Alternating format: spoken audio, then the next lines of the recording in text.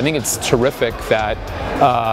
there is a focus here on how to use evidence to effectively inform policy. I think it's very important, and I think that meetings like this can really make a difference in terms of helping policymakers, helping researchers, and helping other officials really understand how using evidence to make policy decisions can work. I'm a firm believer that it's important to base social policy on rigorous evidence to be able to effectively make decisions around what works so that you can make further investments in that. And then in terms of figuring out what doesn't work, so you can make decisions around what you can do to improve the things that aren't working, and if the bottom line is they're really just not going to work, it wasn't a good idea, or it's actually doing more harm than good, making effective decisions around stopping investments in those kinds of programs. A little bit about my experience with evaluation. My primary focus at MDRC is working on the front end of evaluations, and basically what that means is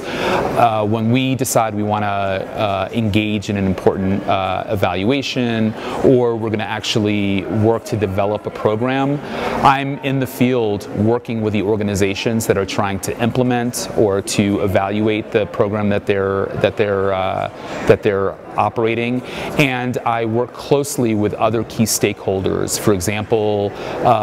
state and local government officials who may have concerns about the evaluation, and help them understand why it's important, how it's going to work, how we can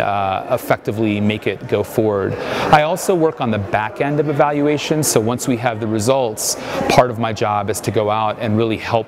people understand what did we learn from this evaluation, so that it's not just a report that sits on a bookshelf, but actually has the potential to impact policy and impact practice. Any government tries to embark on evidence-based policy making, it's trying to balance the